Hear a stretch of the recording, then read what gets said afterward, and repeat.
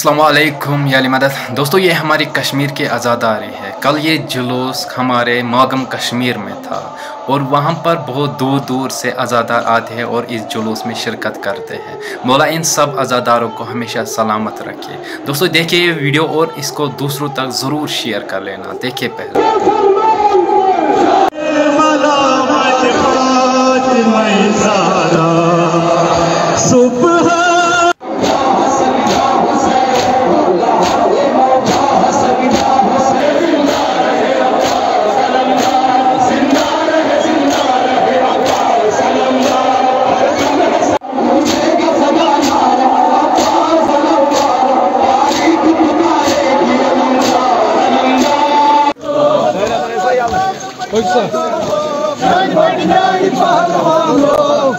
माशाल्लाह माशाल्लाह, मौला सब आज़ादारों को हमेशा सलामत रखे।